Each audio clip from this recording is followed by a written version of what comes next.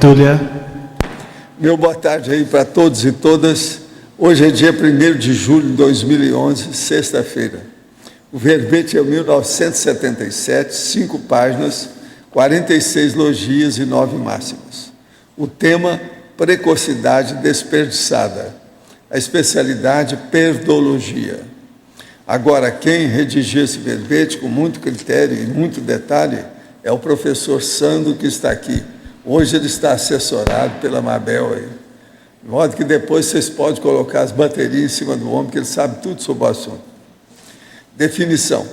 A precocidade desperdiçada é o ato, condição ou efeito de, a consim, desaproveitar ou empregar de modo antievolutivo o mega-trafor, o mega-poder, a genialidade ou a superdotação pessoal despontada no início da vida intrafísica, notadamente no período da infância ou adolescência, gerando perda de energias conscienciais, companhias e oportunidades evolutivas. Os milipensenes nulificando os megatalentos pessoais. O desaproveitamento da explicitação precoce do megaconteúdo pessoal. O abismo entre o megatrafor e o megatrafar. A falta de autoconfiança nos megatrafores. A baixa recuperação de cons magnus, o despreparo psicopedagógico dos profissionais da educação, a ausência de encaminhamento proexológico, as lacunas existenciais. Agora, ainda na parafatologia, eu li alguma coisinha da fatologia, agora a parafatologia, a ignorância quanto à holobiografia pessoal, a mega tendência para a genética homeostática anulada, o curso intermissível evidenciado pelos trafores paradoxalmente não valorizados. Os avisos desapercebidos dos amparadores procurando reencaminhar a consciência fora do foco proexológico. As condições básicas mantenedoras da precocidade desperdiçada. Tem 3 na taxologia, na divisão da argumentologia. E logo em seguida tem a caracterologia. Somente talento inato na fase inicial da vida humana, sem o devido emprego do autodiscernimento e da cosmoética, não é garantia de plena execução da programação existencial. Ao modo desses 4 tipos de perfis que ele fornece. Agora, na remissiologia, nós destacamos 5 entre 15 verbetes. Autorregressismo, despertamento para psico precoce, encolhimento consciencial, intelectualidade adolescente e nulificação da infância. Frase enfática. A precocidade pode ser sinal de responsabilidade multidimensional. O autodiscernimento lúcido é o reconhecimento e aplicação dos megatrafores pessoais em prol da Max Proex grupal. Você vem aplicando os megatrafores de acordo com a Auto-Proex ou ainda hoje desperdiça talentos nobres? Qual a extensão do emprego consciente dos trafores pessoais, inativos visando o próprio ego ou a favor de todos? Na bibliografia eu quero lembrar que tem exatamente 12 itens. Vale a pena ver com calma. Agora, questionamento. Certa vez o senhor disse que toma alguns complementos vitamínicos. Poderia dizer o nome e falar um pouco sobre as vantagens, a indisposição, a consequência da ausência do uso diário de vitaminas? Olha, eu acho que uma pessoa, quando ela chega lá pelos 50 anos, é bom ela tomar esses reforços aí, expedientes que tem de vitaminas e outros. O que eu tomo é um americano que chama Ultra Preventive Third, quer dizer, escreve Ultra Preventive e 3 algarismo romano. Ultra Preventive Third. Esse aí é muito bom porque ele tem tudo aquilo que a gente precisa para compensar aquilo que a gente come. E olha que eu quero dizer para vocês que eu como bem, viu? Eu como melhor do que a média do povo, tudo que vai ao restaurante. Eu como mais. Agora, é que eu tenho que comer porque eu tomo 7 remédios. Dentre esses remédios, tem exatamente 5 que podem dar dor de barriga, ou seja, diarreia. E outra coisa séria, tem um deles que eu tomo 1 grama por dia, que não deixa estar fazendo assimilação de certas alimentos. Então, isso é um problema para mim. Eu preciso de compensar também o remédio, que é o glifage. Então, eu como muito bem. Agora, o que se passa? Eu faz muitos anos que eu não tenho resfriado. Eu tenho a minha alergia normal, que eu sempre tive desde muito tempo. Mas resfriado mesmo, gripe eu nunca tive. Assim, há muitos anos que eu não tenho. O povo que está perto de mim, às vezes, tem 3 num ano só. Eu não tenho nenhuma. Agora, eu penso que é o ultra preventivo. Desde que eu tomo isso, eu não fico resfriado.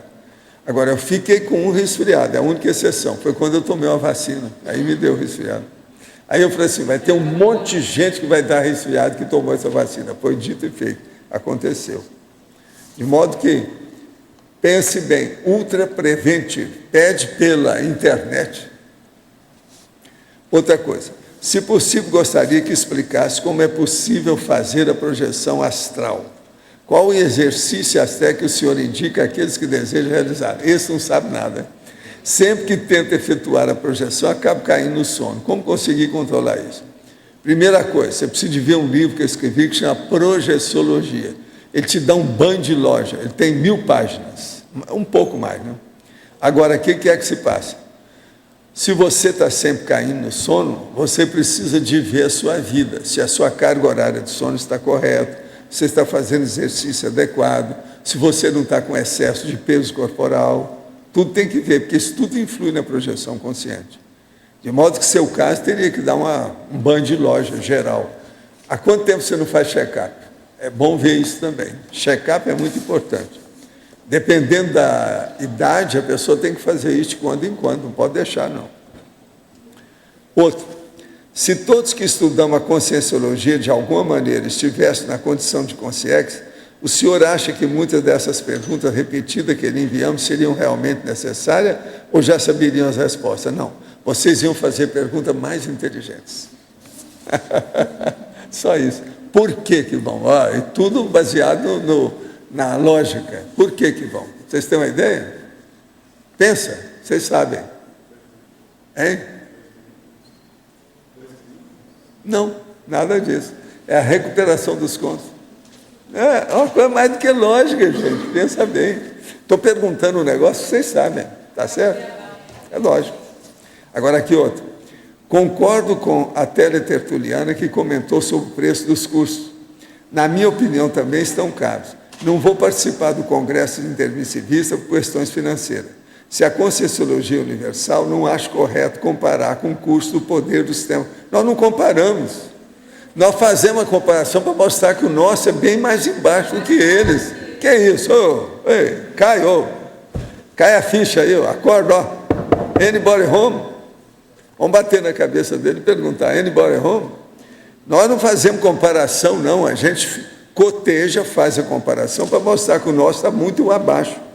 Entendo que existem custos para manter toda a estrutura dos institutos, mas aqueles que não possuem condições financeiras deveriam pagar proporcional à sua renda.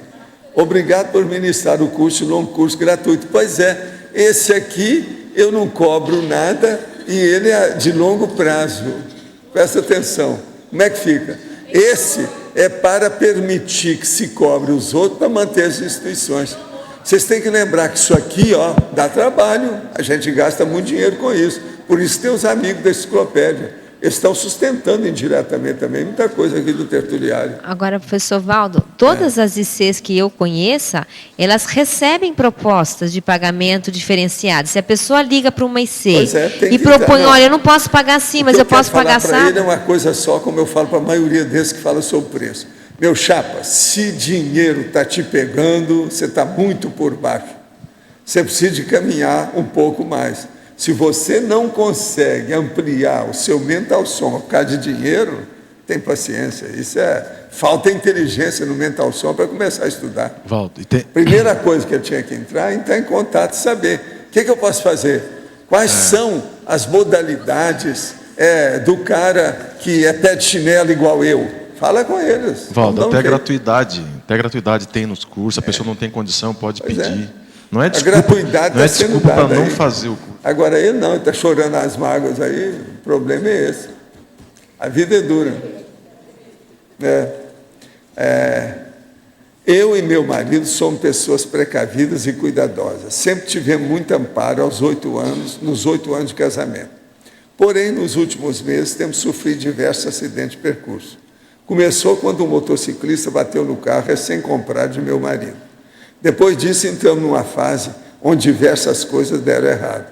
O senhor tem alguma sugestão para superar essa fase? Seria bom estudar o processo de energia de vocês. A propósito, quando o seu marido sentou na direção lá do carro, na frente, ele já tinha o seguro feito? Isso é uma orientação. A gente não entra num carro novo sem o seguro na mão. Isso é regra, é internacional isso. Pois é, toda a concessionária já faz isso com as coisas todas, não? De modo que olha isso aí também. Agora, seria bom ver as energias nesse caso. E essa turma aqui é de Florianópolis. Florianópolis hoje está difícil, é muita energia que tem lá. A situação está brava, muita coisa de turismo, os gererê da vida e outras coisas mais. Né? Tem que olhar isso. Gente, eu agora entrego, então, o professor Sandro nas mãos de vocês. Tá certo? Orindade, você não vai falar nada da criança? E outra coisa, a Rosa que está aí, como é que é o Rosa? Rosa? O Sandro está aí na sua mão. Aqui na tecnologia, essa primeira técnica, né? A técnica das compensações intraconscienciais, você podia aprofundar no tema aí, por favor? Bom, isso aí, na verdade, é um capítulo, né, do 700 experimentos, do professor Valdo, onde ele põe justamente uma técnica para a pessoa poder compensar as dificuldades dela. Então, ele traz uma série de exemplos em que, por exemplo, você imagina uma pessoa que tem uma assistência falha e ela consegue compensar essa dificuldade de fazer assistência pela sociabilidade. Um outro exemplo, por exemplo, a pessoa que tem comunicabilidade falha, ou seja, ela não fala muito, não se expõe, o que ela pode fazer é compensar isso usando um nível de intelectualidade maior que ela tenha. Um exemplo bem claro, se você for, por exemplo, estudar uma biografia, o caso do Darwin, eu acho que é um exemplo bem claro disso.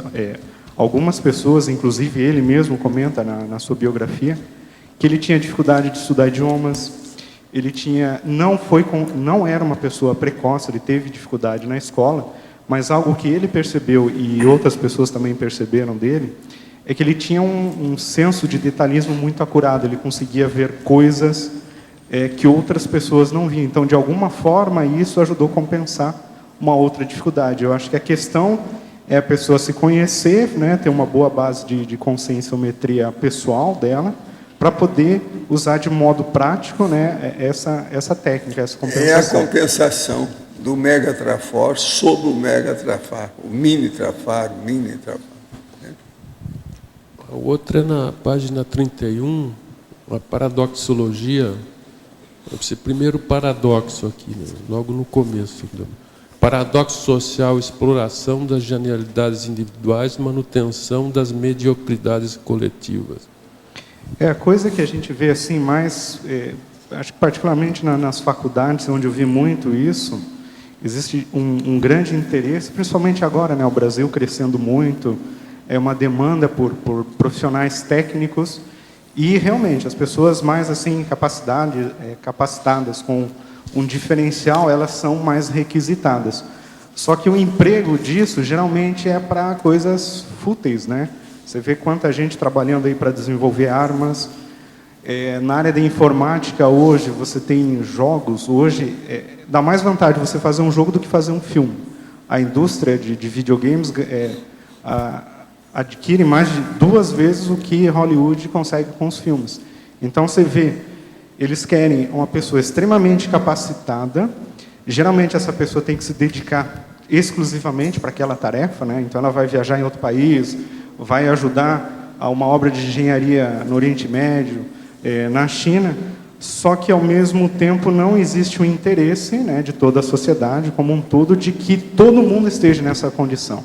É como se fosse o modelo capitalista, ele é muito seletivo nesse sentido. Então, alguns conseguem, né, de alguma forma, de algum mérito, por algum motivo, ao passo que existe uma grande maioria que não tem essas mesmas oportunidades e muita gente não tem interesse em que isso ocorra.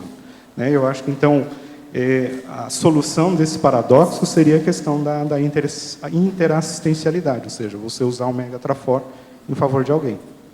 Tá, ok, obrigado. Sandro, aqui na página 30, lá na fatologia, na primeira linha, você fala a vida ectópica criada no entorno do Megatrafor. A gente pode entender, né, que a vida ectópica é criada na pessoa, né, que é a vida que ela está inserida. Mas você pode assim especificar mais assim como a vida ectópica, a relação da vida ectópica direta no Megatrafor da pessoa, que é o maior propulsor da pessoa, né? Bom, aqui, João, você tem várias abordagens. Você tem aquela que a pessoa, por exemplo, não usa, né? Ela simplesmente não está usando o Megatrafor, construiu uma vida em cima de outras qualidades suas, e geralmente lá no final da vida, na meia-idade, para ela retomar essa condição, exige aí um processo de reciclagem bastante grande, o que não é impossível. Mas quando eu pensei nesse tópico, eu lembrei de um exemplo que o Valdo trouxe quando ele falava acho que era de superdotação, não estou muito bem lembrado, que, por exemplo, a pessoa ela não atualiza o Megatrafor, ou seja, ela continua usando ele do modo que ela usava naquelas vidas em que ela teve mais êxito. Então, existe a tendência da pessoa regredir para um padrão, né, da vida que ela tinha antes do curso intermissivo, por exemplo, que ela se aninha naquele tipo de situação, muitas vezes um status mais visível, né, perante a SOCIM, mas do ponto de vista evolutivo, um patamar um pouco mais baixo. E ela fica arraigada, presa naquela vida que já teve, que reproduz, mas está aquém do que ela poderia ter feito, principalmente com a atualização digamos, do uso do Megatrafor pelo curso intermissivo. Lembrando que, eu acho que é isso que acontece, o Megatrafor você vem criando há milhares de vidas. Então, o curso intermissivo ele não cria o Megatrafor, simplesmente ele vai balizar um emprego mais cosmoético, mais produtivo, mais evolutivo desse Megatrafor, e é onde que eu acho aí que muita gente pode acabar se desviando. Sandro, aqui é Rosa. Na fatologia, na 6ª linha, eu queria que você comentasse um pouco sobre a fase infantil como sendo a pior para a consciência ressomada versus a superdotação. Bom, então, quando a gente fala de precocidade, ela tem relação com superdotação, mas não são sinônimos. Então, por exemplo, nem todo gênio, eu citei o Darwin, ele foi precoce, mas ele tinha um nível de desenvolvimento de um Megatrafor acima da média, portanto, aí se caracteriza uma superdotação. Só que a precocidade ela é manifesta na fase inicial da vida, a criança. Do ponto de vista evolutivo, acho que você concorda comigo, a fase da infância é a pior, é menos lúcida, você é mais instintivo.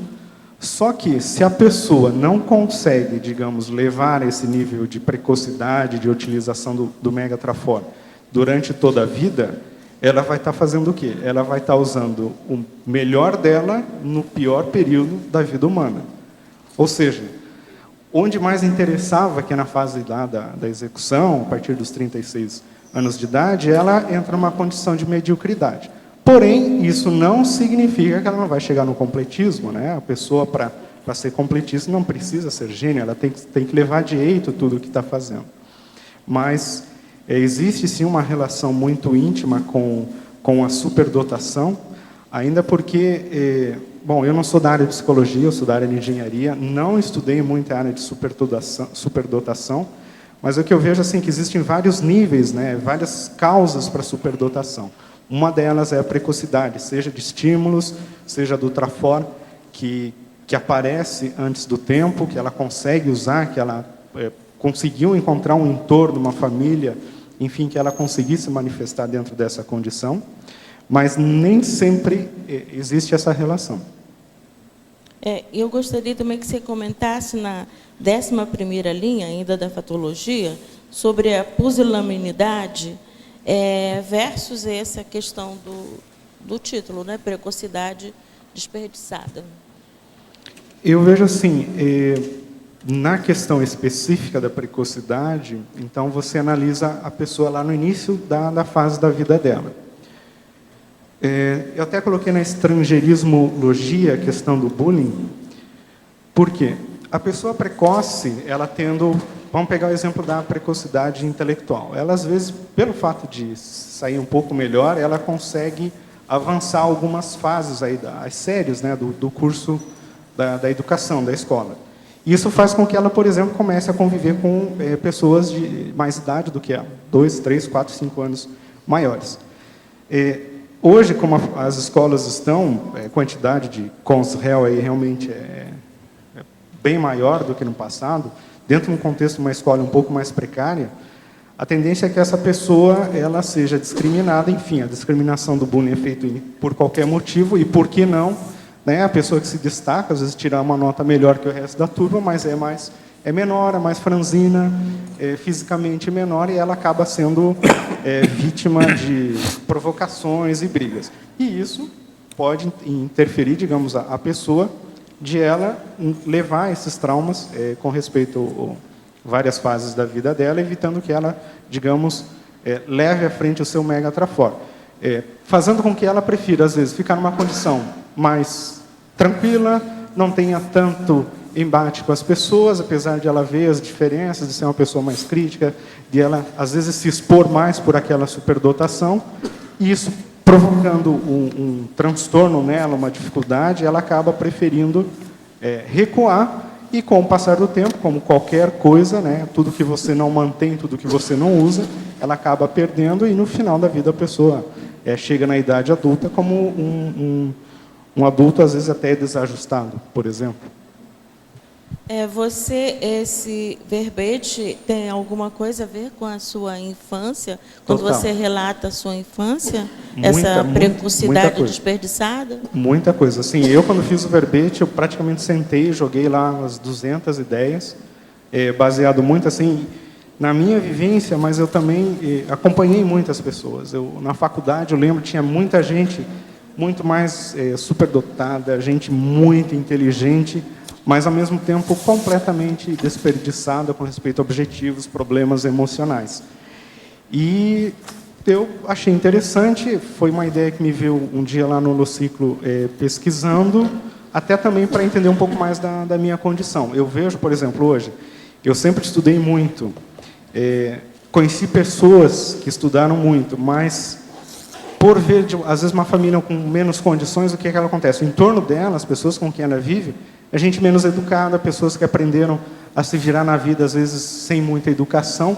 Então, nesse contexto, ela não é valorizada. Então, ela nunca se achou valorizada. Às vezes, é só quando ela chega na faculdade, é só quando alguém comenta com ela que ela começa a ver todo o potencial que ela já podia, que ela já tinha, que ela tentava, às vezes, instintivamente fazer, sem muitas condições.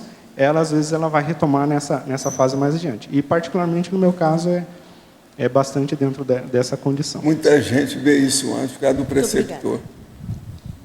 Quando a pessoa tem preceptor ou preceptora, a coisa melhor.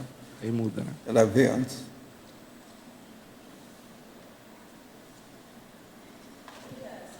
Nada. Hoje o Adélio não vai falar porque ele acha que a precocidade é insignificante para ele. Sandro. É isso? Aqui na fatologia, na página 29, na terceira linha de baixo para cima, tá? Eu achei bem interessante, queria que você ampliasse aqui, a estratégia de adaptação através da mediocrização e logo em seguida a zona de conforto mantida na insignificância. Bom, quando eu coloquei isso, eu pensei na condição, a mediocrização como uma média, mas como, ao mesmo tempo, algo inferior ao alcance que a pessoa pode fazer.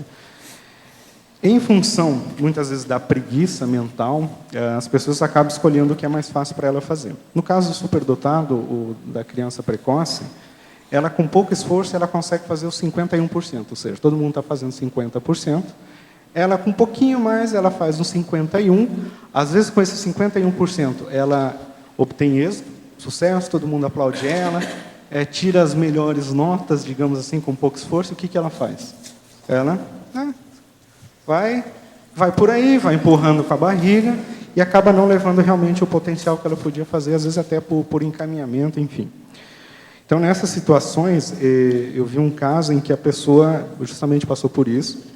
Aí, o que aconteceu? Morava lá no interior, né, sentiu o máximo lá no fim do mundo, e realmente, quando entra na faculdade, ela vê, não, que tem uma condição bem mais, tem muito mais estímulos, pessoas com um nível superior ao dela, ou às vezes inferior e fazendo mais, e às vezes essa mudança de local faz com que a pessoa reacione a essa mediocridade a tempo ou não. Aí depende de cada situação. Agora, o que você acha que acontece com essa pessoa na hora? Qual que é o trafar que entra? Pusilanimidade, preguiça? É um monte de coisa. Eu acho assim, eu acho que cada caso tem que ser analisado.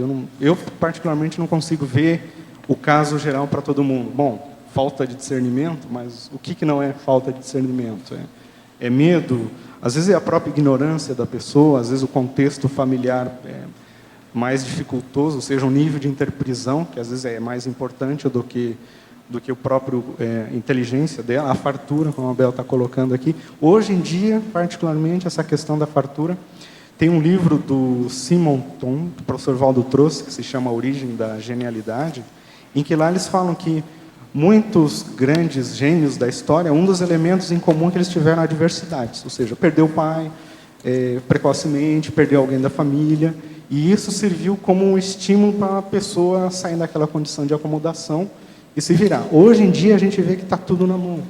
Então, ainda mais para a pessoa que tem um trafora um pouquinho acima da média, ela com esse pouquinho, ela consegue fazer muita coisa e fica acomodada. E a zona de conforto? A zona de conforto mantida na insignificância, logo em seguida. A zona de conforto? Eu acho que essa condição, insignificância, às vezes é a questão da pusilanimidade. A pessoa prefere não se expor, porque aquilo vai trazer um ônus, né? Veja bem, sempre que a pessoa se expõe numa associação patológica, você vai ter um embate contrário. Pegando esse livro também que o professor Valdo trouxe, As Origens do Gênio, um dos perfis das pessoas geniais, entre os vários, algo comum, existe uma tendência para introversão mais que a extroversão. Então, de menos futebol e mais queimar a mufa. Só que se a pessoa é muito fechada, essa insignificância acaba sendo a estratégia para ela evitar. Pois é, agora o que é bom é quando a pessoa fica extrovertida. Aí ela equilibra mais o processo. Mas ela não se desencaminha, né? Porque nesse processo, às vezes, põe o olho em cima dela. O problema é estudar muito, ser extrovertido e saber dar prioridade para as coisas. O meu caso, Valdo, foi assim, desde que eu me conheço por gente, eu sempre gostei de estudar. E eu achava que esse estudo, no caso técnico, na área de engenharia, era o que eu tinha que fazer. Só que eu não vi, que toda a minha família, eu tenho parentes professores, doutores, tem até reitor na minha família, eu nunca, jamais pensei em dar aula. Até que eu cheguei aqui em Foz, a gente começa a madurar o contato com o grupo, aí põe a mão na cabeça, mas se eu tivesse... E agora eu estou num processo na minha vida de fazer essa correção para poder atuar com isso é bom, o ensino. Você ainda lembrou na hora certa. Sandro, caiu a ficha. Na fatologia, ali na 7ª linha, você fala da falta de preceptor, né? Essa questão da falta de preceptor, ela me parece assim muito importante para poder regular o aspecto da genialidade. Como é que você analisa essa questão? É importante, mas assim não é decisiva, Tanto que você tem pessoas que não tiveram isso e, enfim, conseguiram. O que eu vejo hoje em dia o maior problema é o nosso sistema educacional massificado, superpopulação, profissionais despreparados e principalmente a convivência com os réus, Isso dificulta muito. As pessoas têm que acabar atendendo uma condição padrão que é difícil dar atenção especial para um caso, para um ponto fora da curva. A questão do preceptor, muitas vezes você pode ter um familiar que não especificamente é a figura do professor particular. Eu vejo como caso ideal. O ideal, assim como o próprio professor Valdo comenta que a medicina, a farmacologia, o ideal é ver cada caso, talvez a educação também seja, você ter a condição para o nível daquela pessoa. Quem não tem o mérito para isso, em função da interprisão grupo kármica, ou seja, o que for, às vezes você tem a família. O preceptor adequado para o menino ou a menina é uma mão na roda, é o máximo. Ele melhora tudo pelo seguinte: evita que a criança erre mais. Ela faz a profilaxia de uma série de condições na vida. O preceptor ajuda demais isso. Eu lembro amadurece assim, mais depressa. Pessoas que iam na escola, só que aquele período fora da escola era totalmente desperdiçado. Então, às vezes, também você não tem a ocupação. Agora, o preceptor, ele acerta o passo da pessoa. Eu vejo o meu caso, por exemplo, a família inteira não tinha ninguém que pudesse dar apoio. E a criança, no caso, ela não vai atrás disso. Tipo assim, eu, pelo menos, não fui, né? Você acaba sem onde se segurar. E você entra naquele contexto medíocre, da média, né, mediano, e só vai ver isso aí muitas vezes na faculdade, que você não é tão bom quanto achava assim, que encontra pessoas similares lá que têm capacidades bem melhores até, né, dentro do contexto. Meu caso, por exemplo, eu sempre tive um processo terrível dentro de mim, que é o da autorresponsabilidade. Eu olhava em torno de mim assim, ó, meus colegas, amigos, amigas, o povo todo da mesma idade, falava assim, gente, eu sou dos mais pobres, saí da sarjeta, do buraco, lá do fim do mundo, eu recebi mais do que esse povo todo, e eu tenho consciência disso.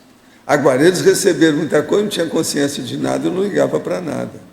Agora, veja, eu tive uma mãe professora que me ensinou a ler e escrever 3 anos antes do normal, que a gente entrava na escola aos 7 anos. Eu, com 4 anos, já sabia ler e escrever. Isso é uma loucura. Depois, me deram um preceptor que era um carrasco, só não usava dar bolo na mão, uma palmatória, mais nada. Mas o mais, durante 2 anos, eu tinha dever de casa todo dia e no fim de semana. 5 dias na semana, durante 2 anos. Outra coisa, eu estava no período ideal. Eu estava com 10 anos quando eu comecei com ele. Hein? Você não brincava? Não, a minha brincadeira era muito pouco. Às vezes eu pegava lá os carpulhos do meu pai para fazer puff, que dava aqueles estouros. Sabe o que é carpulho? É uma coisinha assim, pequenininha, tipo seringa, que tinha borrachinha. Ali vinha um anestésico do dentista na ocasião, chamava carpulho. Então, aquilo ele tinha que jogar fora, eu pegava e fazia estouro com aquilo. Isso tudo você fazia em casa, tudo era brincadeira. Agora, as minhas brincadeiras, quando eu saía, era no meio do mato. Eu sempre gostei de mato. Você está entendendo? Com a situação toda. Mas eu morava bem no centro da cidade, a principal avenida, desde os 3 anos de idade.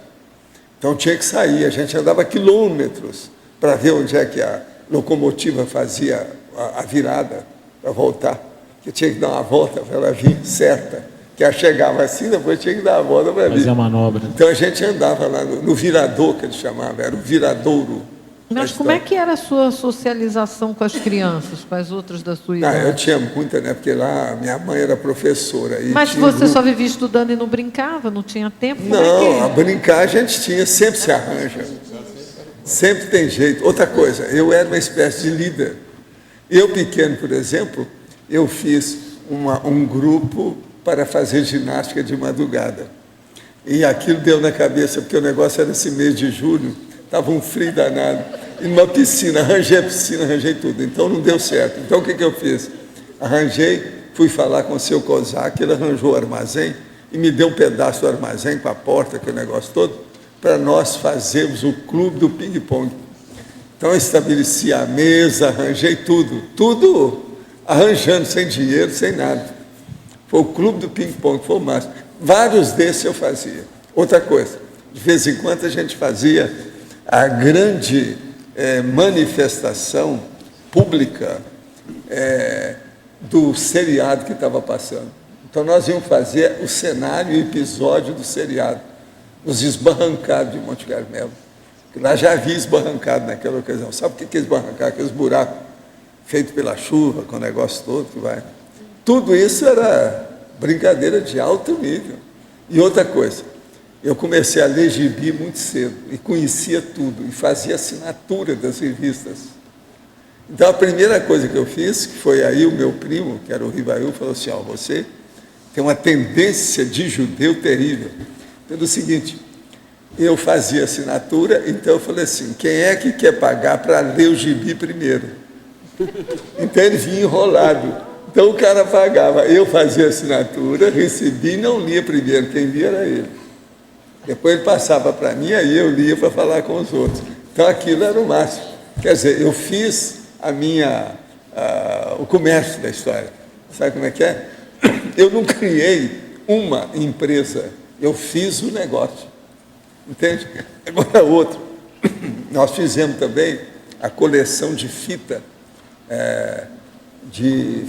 que nós chamamos, é o filme que sobrava, devido àquele negócio dele queimar, então eles jogavam fora. Nós pegávamos então os quadrinhos de fita e tinha coleção daquilo.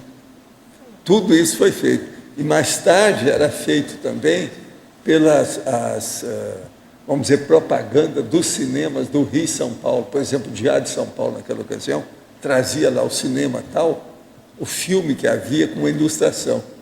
Agora, o que o povo gostava mais era de faroeste. Então, você cortava aquilo e colava. Aquilo tinha valor, igual a fita do cinema real. Tudo isso era um movimento. O início do Agora, outra coisa, eu não precisava de sair de casa, que o povo tudo ia lá em casa, a meninada toda. E lá em casa eles criaram uma casa no fundo do quintal, junto do muro, e eu colocava a canastra com o meu material todo lá. E foi assim que eu comecei. A minha biblioteca foi desse jeito também. Com 9 anos, quando eu comecei a biblioteca, eu já tinha um monte de livro. Em 1941.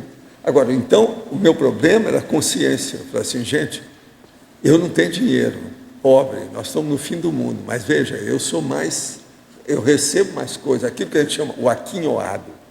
Eu tinha muito essa palavra em Monte Carmelo, eu gostava, o aquinhoado não. A pessoa é aquinhoada, é isso que se chama hoje de abonado.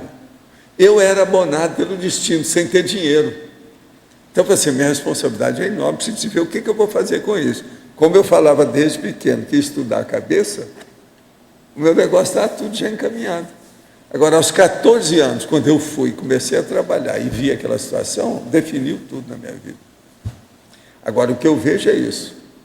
Eu devo muito à minha mãe, a dona Odete, que foi minha professora 3 anos no curso primário, e o professor lá, Vicente Lopes Pérez, foi o preceptor.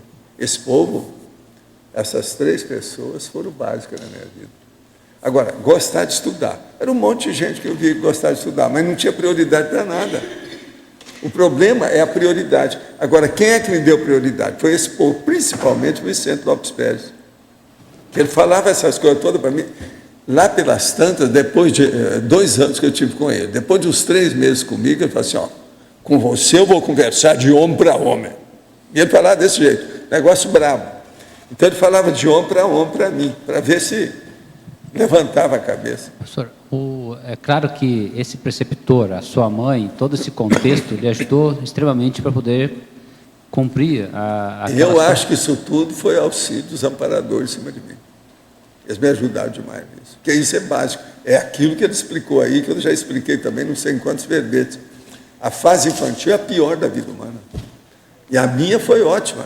Eu tive a ajuda de tudo quanto é tipo. Nesse caso, os pais, entendendo esse contexto, podem ajudar bastante. Pode. Né? Agora, você tem que lembrar, lá em casa o povo é muito inteligente. Essa minha turma onde eu nasci, o QI é muito elevado em matéria de quociente intelectual. É impressionante. Meu pai tinha uma habilidade que é uma loucura. Meu irmão é outro. Terrível em matéria de habilidade manual, essa coisa toda. Outra coisa, lá em casa tinha uma orquestra. Todo mundo, o meu avô tocava qualquer instrumento de corda. Então, os caras tinham determinados talentos impressionantes lá em casa. Entende? Isso aí também ajudou, por causa do ambiente, o holopensene da história. Agora, por exemplo, meu pai, que só tinha uma perna, não saía de casa, mas ele tinha um papo muito bom. É aquilo que o francês chama de causer. Os casos dele, as coisas que ele contava, ele pegava o povo assim, na mão. Agora, o que se passa? Todo dia ia aquele monte de gente, que eram os intelectuais da cidadezinha pequena, ia lá falar com ele, conversar com ele. E aquilo ia até de noite, lá pelas tantas. Agora, o senhor soube utilizar a fartura, né, que houve naquele momento para o senhor, né? Agora, no caso de quem não tem essa fartura, como é que a criança pode atuar? Como é que a criança em si, vamos supor que... A criança, se ela é viva, ou se ela tem algum processo parapsíquico, ela acaba incentivando os outros a ajudá-la. E sempre acontece. Eu vi vários casos desses assim. Agora, outra coisa também, a tendência das pessoas é que os afins se atraem. Se ela tem algum interesse e mostra inteligência, ela acaba chegando perto de outras crianças inteligentes e de outros adultos também inteligentes. Isso aí ajuda demais. Professores... No meu caso, devido ao processo de estudar e querer ver as coisas, saber de tudo, todo mundo me ajudava. E outra coisa, eu tinha 1001 apelidos lá na minha terra. Um monte deles, cada um dava um apelido de acordo com a situação. Entende? Então, isso aí criava um ambiente favorável para a gente. Eu fui muito aquinhoado mesmo, segundo os nomes deles lá, a expressão deles. Eles têm razão. E isso sempre me chamou atenção, para poder estudar, para fazer assistência. E outra coisa, uma coisa seríssima. Meu pai me ensinou a fazer assistência. Aquele negócio de pegar uma nota de 500 mil reais. E eu, com 400, eu comprava um monte de doce de leite, aquelas pedras de doce de leite desse tamanho, para acudir os meus vermes. E com uma nota desse tamanho, aquilo era um testamento, aquela nota, aquele negócio, é um diploma. Nota de 500 mil reais. Vocês olham o que tem aí, olha a coleção, quem é que é a nota de 500? Meu pai me dava aquilo para levar para as pessoas, dado. Era muito dinheiro na ocasião, 500 mil reais. Era muito dinheiro. Sandra, muito bom o seu verbete. Obrigado. Eu queria agora ouvir um pouquinho a tua opinião, Djalma, aqui no ar. Queria ouvir um pouquinho a tua opinião, como docente, sobre a geração Z e essa geração da fartura hoje. Eles têm tudo, vamos dizer assim, né? E, ao mesmo tempo, apesar do processo educacional ter se deteriorado, a disponibilidade ela é muito grande de tudo, inclusive materialmente. Como que você vê esse mecanismo de desperdício de todo esse mecanismo, além dos trafores? Como é que você vê essa situação atual? Eu acho que é mais ou menos dentro da linha do que o Valdo vinha falando, ou seja, ele, quando jovem, na idade infantil, ele já tinha alguma referência, alguma coisa dentro dele que fazia pensar, fazia questionar. A gente vê que a maioria das pessoas não tem isso. A maioria de nós, eu acho que nessa fase infantil ainda é precária, mas o que eu posso dizer é que eu convivo, eu cheguei a dar aula para essa geração e eu vejo que existe, como é que eu digo, uma desvalorização de tudo, existe uma banalização, ninguém dá importância para o estudo, para o trabalho, porque é só estudar um pouquinho que você encontra. Livro ninguém lê, porque você vai na internet, baixa o resumo, ou vê a aula do professor lá e aprende, então não precisa se esforçar. Só que, por outro lado, a gente tem mercado de trabalho com deficiência de 300 mil técnicos, né, no Brasil, acho que era isso, informática, engenharia, que estão tendo que importar. A solução para isso, Djalma, eu acho complexo. Você tem que mudar. O problema é que o Brasil são 200 milhões. Eu vejo na Espanha lá, 40 milhões. É muito mais fácil você administrar 10 pessoas do que 300. Claro. Então, na verdade, existe essa, como é que eu digo, essa necessidade de reformular os níveis lá de cima para depois educar o pessoal aqui de baixo e aí poder reformular. Agora, o que significa essa fartura dentro do ciclo evolutivo, né? Se a gente lá na frente vai voltar a ter um processo de carestia, vai faltar água, recursos naturais, isso a gente não sabe. Ora, uma coisa que é bom a gente esclarecer é o seguinte: examinar uma superdotação na infância é muito mais difícil que examinar depois. Então, por exemplo, aqui, entre vocês, eu que convivo aí com vocês, eu sei quem é superdotado numa opção de coisa. Por exemplo, o Djalma, ele é superdotado em certas coisas que eu sei. Mas quando ele já veio, eu já sabia da vida dele, porque a turma já falava dele. O Pedro é superdotado na opção de coisa. A Cris, essa aí é como se fosse minha filha, eu conheço desde pequena. Outra coisa, todo concurso que ela fez, passou em primeiro lugar. Quer dizer, isso é uma droga, né? Terrível.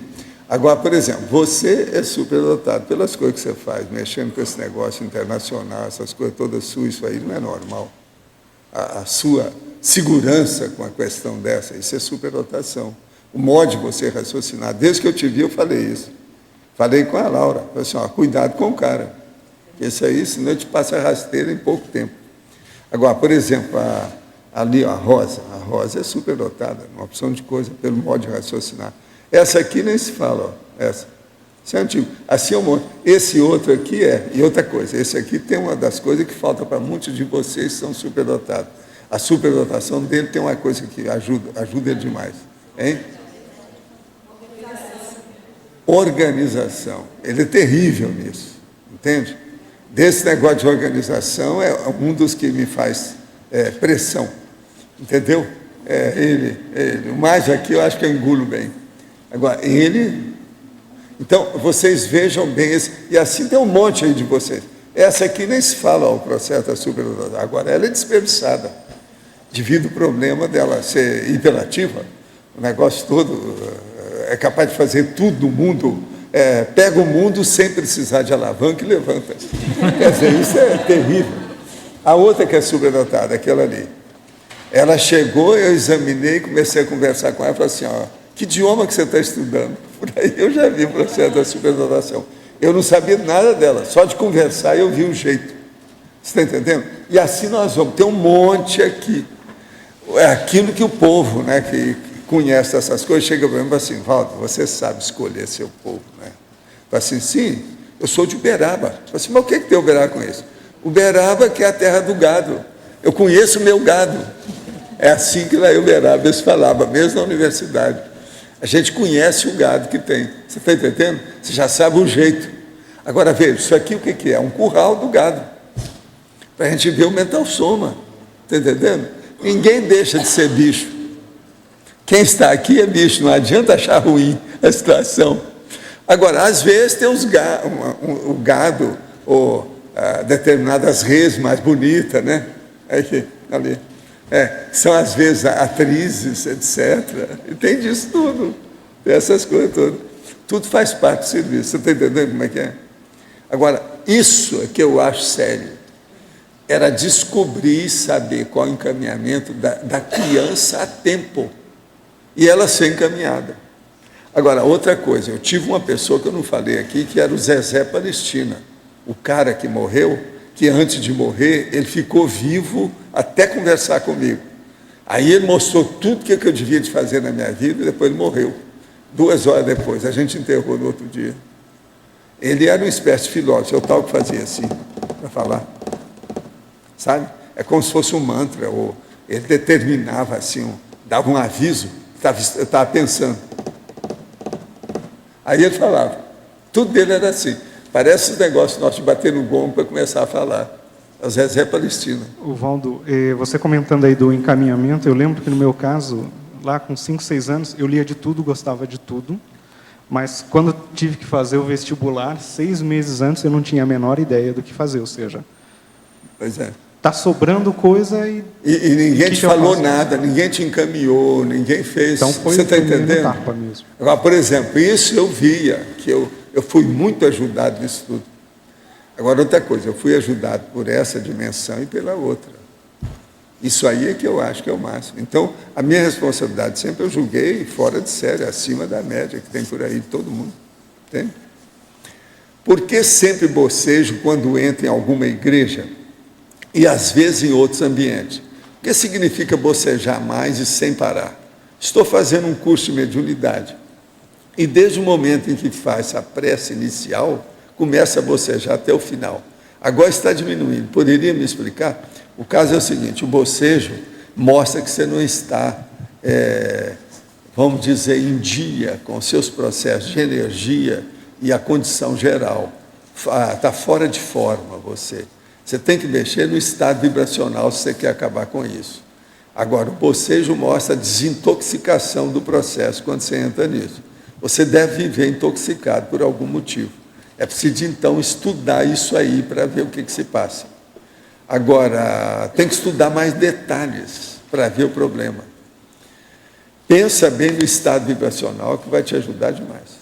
Agora, para você, na página 31, mitologia, poderia comentar o mito do dom recebido sem alto esforço. Isso é do Paulo Eduardo. Você sabe quem é o Paulo Eduardo? Já ouvi falar. Bom, na questão do dom, você pega aí, grande maioria das pessoas... Você sabe quem é o Paulo Eduardo, sabe? Sabe não? É irmão dele. É meu irmão, é irmão.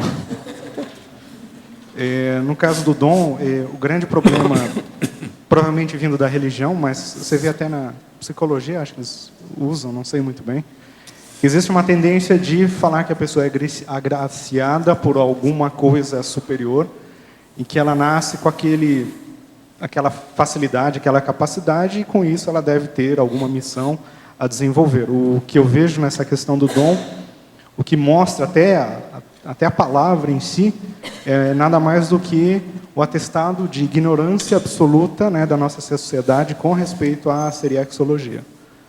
Tem um agora para você aqui, sério, presta atenção. Hein? Tem um tio que possui genialidade. Tem QI altíssimo, domina qualquer assunto com facilidade.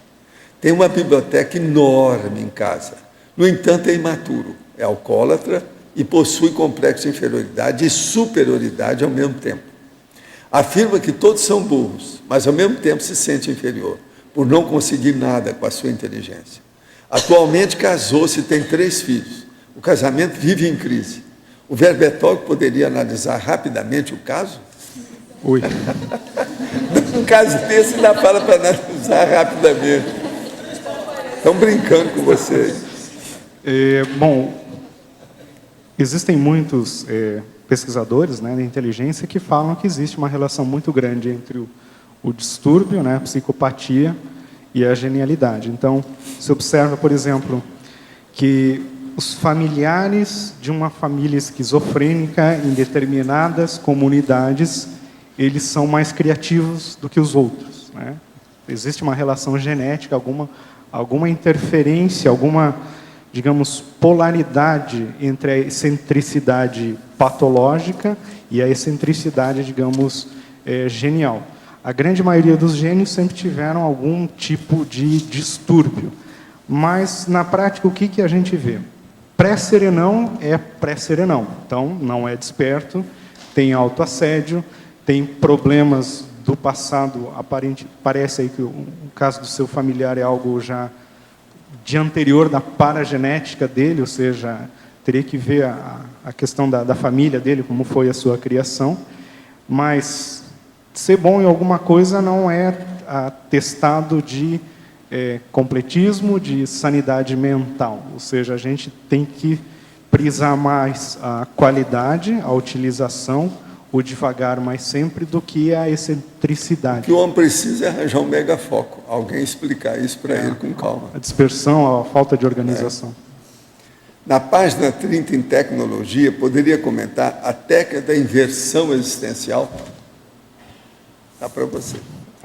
Bom, tem livros sobre isso, mas eu acho que a questão aqui da precocidade é que a invexa é um tipo de precocidade, no caso aí acho que mais balizada pelo curso intermissivo. O professor Valdo comentou, acho que foi na tertúlia da fase existencial conclusiva, acho que é essa.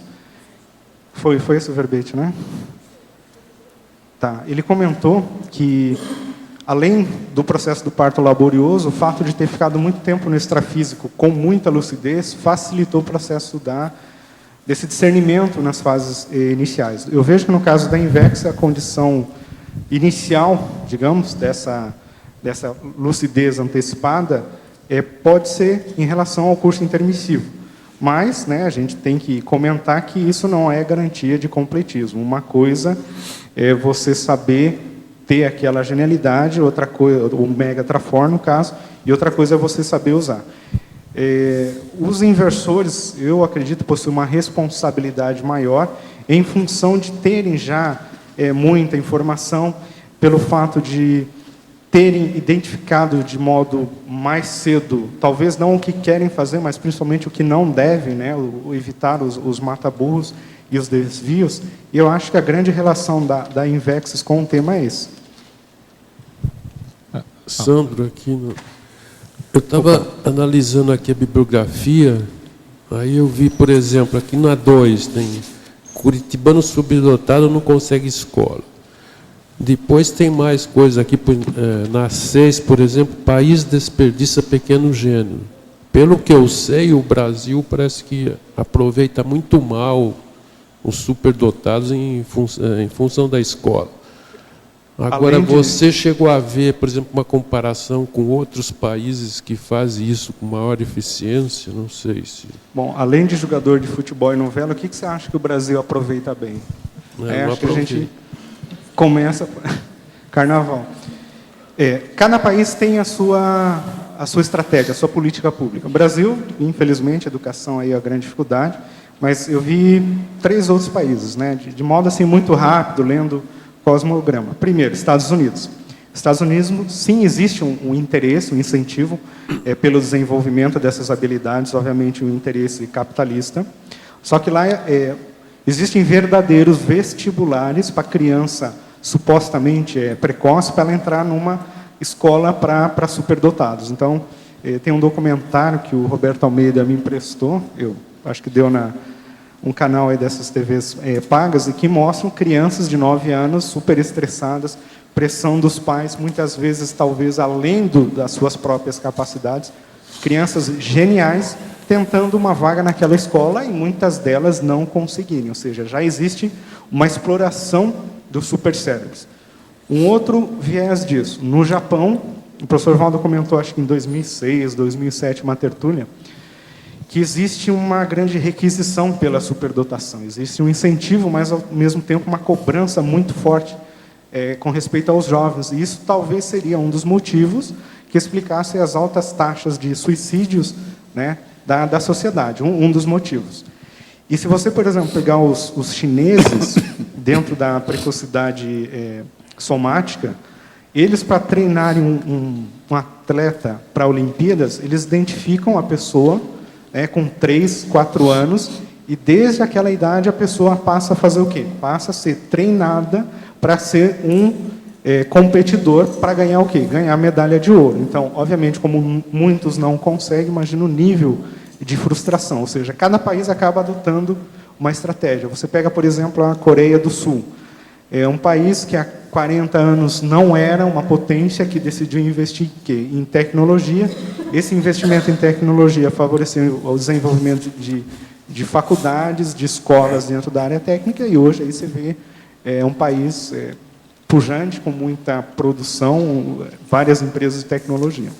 Eu vejo assim, cada país, por um motivo ou por outro, né, acaba adotando a linha prioritária de conquista que ele pode determinar. Sandro, a questão da precocidade desperdiçada, ela pode ser também considerada um desperdício um ressarcimento grupocármico, no caso dela ser imposta. Peraí, repete, eu não entendi. A precocidade desperdiçada, no caso dela ser imposta, em ser a revelia do jovem, por exemplo. Tá, dá um exemplo. Pode ser considerado como um resgate grupocármico. Porque, por exemplo, eu vou dar o meu exemplo, eu aprendi a ler antes sozinho, e minha mãe só descobriu na escola quando eu estava atrapalhando os outros a tentarem ler os textos, e eu estava sem paciência, e eu lia na frente. Então, o professor reclamou, e depois os professores do colégio pediram meus pais para levarem em uma escola de Goiânia, que eu cresci em Tocantins, Araguaiana, Tocantins. Mas meus pais, não tendo condições, falaram, não, vamos deixar ele aqui mesmo, vamos criar ele como uma criança normal. Então, não tinha lido quase nenhum livro em casa, enciclopédia eu lia 3, 4 vezes o mesmo texto. Criei um grupo de ciências em casa quando eu tinha 5 anos, só que depois que eu quebrei o segundo aparelho, minha mãe desativou tudo. Quer dizer, faltou incentivo para eu desenvolver isso, e foi a minha revelia. Então, nesse caso, foi algum tipo de resgate grupocármico, por exemplo? Que eu vejo aí, eu conheço gente assim, passei por coisas parecidas, eu vejo que é questão do mérito, ou seja, houve um predomínio de atender, né, necessidades grupocármicas em função de um atributo, talvez, que você já tenha, nós já tenhamos há várias vidas usando e de forma desperdiçada. Acho que uma pergunta bem relevante, que eu penso, porque O Megatrafor é algo positivo, correto? Você desenvolve isso em que? Em milhares de vidas. Então, durante milhares de vidas, você vem escolhendo, por algum motivo, desenvolver algo positivo. Só que, ao mesmo tempo que a gente priorizou essa área, muitas vezes por desejos, motivações, gostos pessoais, nós deixamos cosmoética de lado, assistência. Então, chega um momento que, às vezes, é mais prioritário você ficar quebrado num canto, atender outras coisas, até porque, se a pessoa fica apaixonada pelo que ela gosta de fazer, a tendência é aquilo virar um vício, ela entrar naquele mundo. A gente conhece muito professores de faculdade, né, apaixonados pela área. O problema é ficar na motivação sem chegar na paixão. Esse aqui é o caminho. Uma coisa, queria te pedir, se você tem esse aqui, o Douglas Fox, sobre Inner Savant, está faltando a data disso. Esse aí não tem a data aí na bibliografia. O povo às vezes vai querer ver e não tem a data para poder pesquisar. Às vezes ajuda. Qual que é o número, João? Número 3 é o Douglas Fox, The Inner Savant, Discover, a revista Discover. Tá lá no Holociclo. Então é isso aí, é só olhar lá. Nulificando-se a infância, de que forma fica a capacidade cerebral de um cérebro ainda não desenvolvido? Isso é para você. O Valdo tem um verbete que fala disso, é o caso do serenão, que já extrapola totalmente, ele derroga, né, as leis físicas, ele consegue, como por exemplo lá no caso do capítulo 60, 56 da Projeções da Consciência, em que a monja extrafisicamente, sendo consim, ela consegue queimar armas, ferro, ou seja, as leis físicas já foram por água abaixo, por que não a lei física da questão do cérebro? Agora, se existem traços em que uma criança pré-serenona vulgar, ela já consegue fazer num nível adulto, isso é porque essa estrutura cerebral, até certo ponto, possibilita, né, dentro de um limite, essa condição. E temos que lembrar... Existem os processos de paramicrochip, existe macrosoma, tem uma série de condições. Aqui, nós não podemos deixar de considerar isso para a maioria das pessoas, tem que ver. Tem muita gente que ainda vai descobrir essas coisas aí, no meio de vocês. E o senhor até traz o caso de pessoas de idade, às vezes, que têm um cérebro totalmente desestruturado, mas que estavam lúcidos. Que funciona. O que explica isso? Pois é, o Boltzano andou escrevendo um monte de casos desses, que a pessoa estava normal, lúcida até morrer. Abrir a cabeça dela, estava uma poça de alteração, tinha pus lá dentro da cabeça. Como é que é possível? Essas coisas tem. Não é tudo que aparece. Agora, hoje, eles vão começar a ver esses casos através dos aparelhos. Aí vão arranjar uma série de desculpa para arranjar para o negócio. Esses aparelhos, eu acho. Para mim, já deve estar acontecendo isso, mas ninguém fala. Entende? Porque o Boltzano, ele pegou uma série de casos disso, escreveu tudo, muito detalhe. Como é que fica? Entende? Então, é a consciência que supera o processo do cérebro alterado. Existe isso. Agora, nessa ciência materialista aí, como é que alguém vai divulgar isso? Por exemplo, o Sérgio Muscoff, até um certo ponto, era isso. Ele tinha tumor cerebral e ele estava muito consciente. Uma lucidez, uma coisa impressionante aquilo, antes dele morrer. Eu estive com ele, eu sei como é que foi. E depois que ele morreu, ele logo ficou consciente imediatamente. Um absurdo. Então, você veja, é gente nossa, a gente conheceu, muita gente conheceu o Sérgio. Como é que é isso? Sai dessa, durma com barulho desse. Isso que eu estava falando, há uma derrogação de leis, dependendo do nível da consciência. Porque as leis existem, por exemplo, dentro do nível de evolução e de discernimento, de consciência, de autolucidez daquele ser. Então, por exemplo, a formiga poderia se fazer coisa melhor se ela tivesse mais inteligência. E assim tem, o gatinho, por exemplo, ele já podia começar a estudar conscienciologia, né? Se ele tivesse mais um pouquinho de inteligência. Então, precisa de dar, assim, essas prioridades que ainda não tem. Então, muita coisa eu acho que nós podemos fazer o jeito que o Serenão faz, é que a gente ainda não sabe como. Mas nós já temos as condições. É desse corpo, dessa massa aqui, é que aparece Serenão. Então, por exemplo, eu acho que a maioria aqui não falta nada para ser serenão. Falta é o know-how. Só isso. Agora, por exemplo, o Djalma está fazendo força, deixou a barba crescer, olha lá como é que ele está, para ver se o negócio melhora. Né? Vamos ver o que dá, né? Cada um faz força, né? Do seu modo. Né?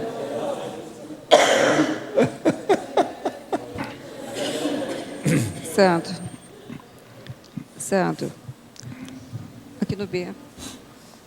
Na página 30, binomiologia, você pode comentar o primeiro binômio?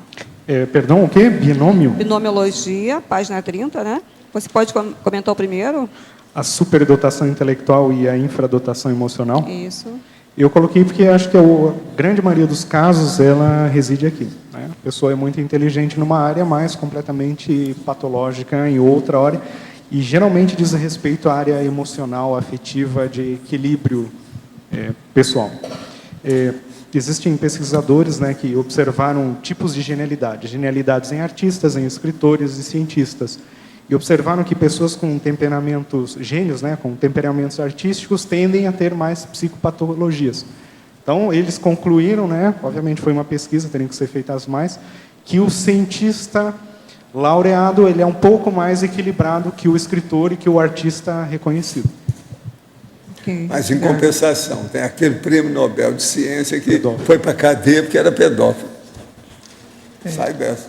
Sandro, letra A aqui atrás da João Melo. Na fatologia, na página 29, no final da penúltima linha, os louros do passado. Qual é a relação que você faz com esse tópico, com precocidade desperdiçada?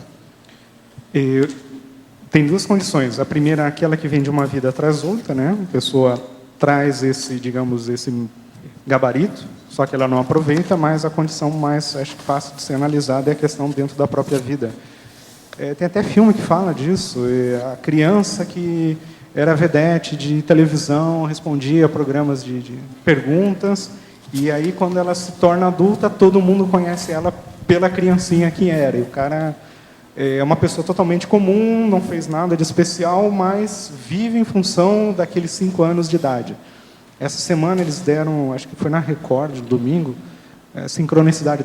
Trouxeram um programa de vários casos assim, várias pessoas que foram aplaudidas, aclamadas, não necessariamente eram pessoas superdotadas, mas pessoas que se destacaram na infância, mas que na idade adulta eram pessoas desajustadas, pobres, pessoas sem dinheiro, completamente na sarjeta, alcoólatras, ou pessoas levando a vida completamente normal. Isso acontece quando não tem um caminhamento, quando não tem o cultivo da habilidade, a pessoa não... A precocidade é uma antecipação, a questão é saber se essa antecipação vai preparar o terreno para a continuidade da vida dela. Não sei se... Você acha que é possível fazer um paralelo disso com os louros do passado, das retrovidas também? Bom, não sei. Eu não me sinto gabaritado para... Possivelmente, sim. Mas... Capaz do Djalma saber, vamos perguntar para ele. Sandro, na página 32, ali no item qualidade, você coloca que a precocidade pode ser sinal de inteligência evolutiva ou tão só mera automimese dispensável, né? E aí, pelo que você estudou, como é que a gente diferencia isso antes de ver a aplicação do Trafor para poder, quem sabe, né, evitar vários desvios aí, ou já muito cedo poder essa consciência se encaminhar para o seu foco de ProEx? O que você pensou sobre isso? A gente tem dois casos, né? O caso da criança e o caso do adulto, né? Tanto o adulto cuidando de pessoas que têm essa característica, ou ele analisando o próprio caso. Eu acho que a principal questão, independente do tipo de dotação, que pode ser uma dotação negativa, né? Ela tem que analisar a utilização disso. Por exemplo, o professor Valdo é uma pessoa que ele sabe de algo, ele traz na tertúlia, ele pega uma informação, traz para a gente. Então, ele sempre está usando o que está sendo adquirido. Ver se não existe um gap entre o que a pessoa recebeu e o que a pessoa está gerando. Como é que ela pode analisar isso? No caso da pessoa, assim, o adolescente, o jovem, o adulto, é simplesmente analisar, acho que eu até coloquei em algum local no verbete, as gestações conscienciais. Por quê? Representa a materialização daquela suposta tridotação. Existe o conceito de gênio, eu vi aí nos vários livros de psicologia e neurociência, que é meio controvertido, ou seja, tem gente que diz que é a pessoa que faz algo melhor que os outros, tem outros que falam que é a pessoa que trouxe contribuições significativas para o meio, para a sociedade, ou até uma combinação delas, enfim. Então, eu, particularmente, penso que o balizador da utilização, se é automimese dispensável ou se é inteligência evolutiva, é o que a pessoa faz com aquilo, simplesmente isso. Ou seja, quem que ele já ajudou com isso? O que ele já fez? Elenque quais são as 10 realizações. Eu queria te pedir uma coisa encarecidamente muito séria e que visa muitos dos nossos amigos aqui, tá certo? Você escreveu precocidade desperdiçada.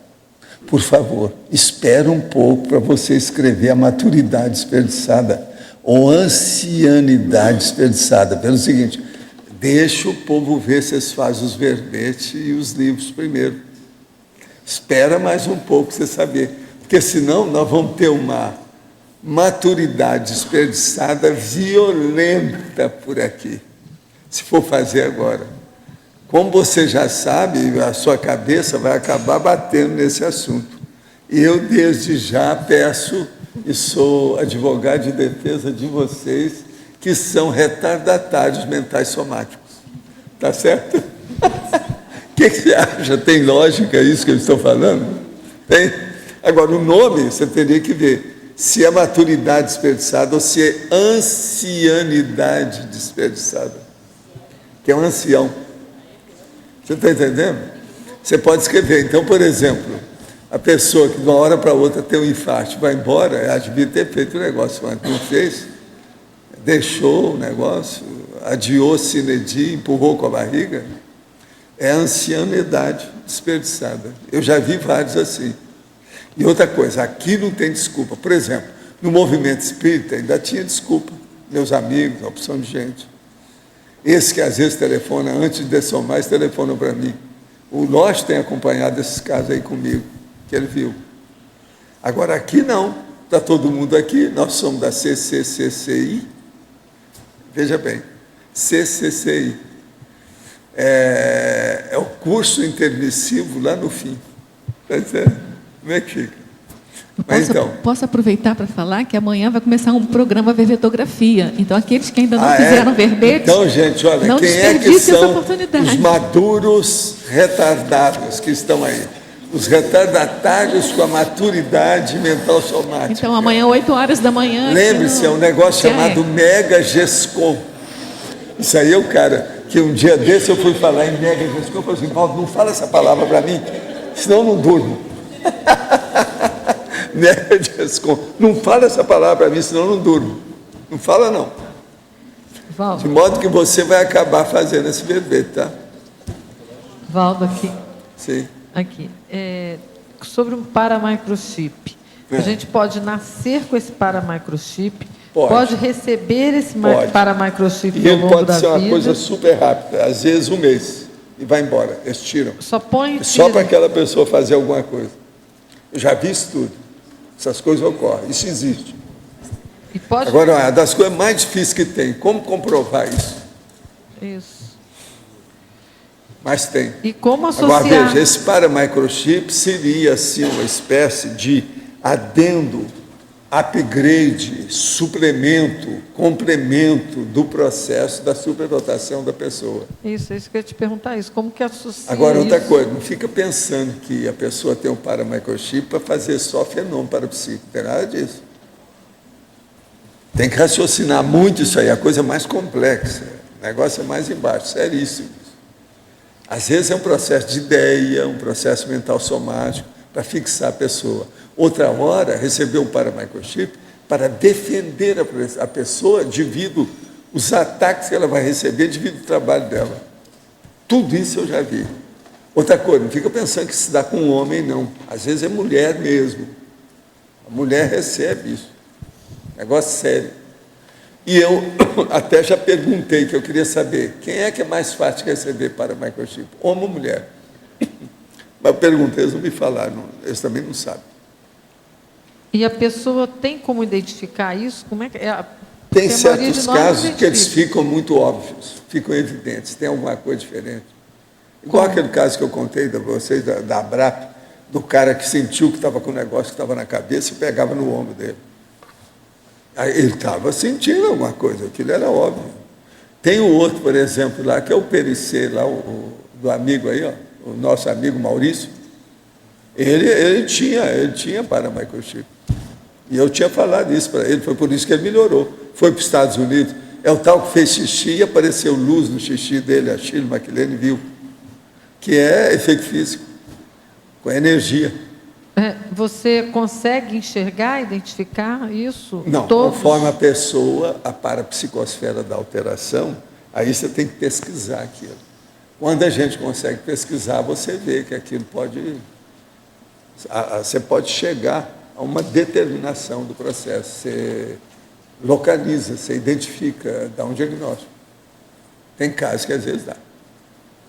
Eu já sabia dessas coisas, o movimento espírita, eu vi vários casos assim. Então, pode ser colocado também para consertar uma determinada situação? Às vezes é uma saída que eles arranjam. Você está entendendo? Dentro do processo. Uma outra coisa, eu já vi paramicrochip que, vamos dizer, inteiramente dedicada à terapia. Era uma pessoa que aconteceu um acidente, houve um negócio na cabeça, e eu vi que eles estavam trabalhando. Aí o tal mal me falou, não, você tem que sair do corpo, você vai dar energia. Nós fomos para lá. Colocou energia e o cara consertou a cabeça dele, porque ainda tinha umas coisas para acabar de fazer. Ele durou, parece 1 ano e meio, mas resolveu tudo que ele precisava e morreu. Agora, isso tudo foi terapêutico. Eles deram alguma coisa na cabeça dele, que eu sentia, eu estava lá e eu via as coisas, como é que foram feitas, e depois vi o encaminhamento daquilo. Eu ainda estava em Uberaba, quando eu acompanhei esse cara. Negócio sério. Então, veja, paramicrochip é um negócio em aberto, é muita coisa que tem para a gente estudar, a gente não sabe para onde vai isso, como é que é, de que modo que é.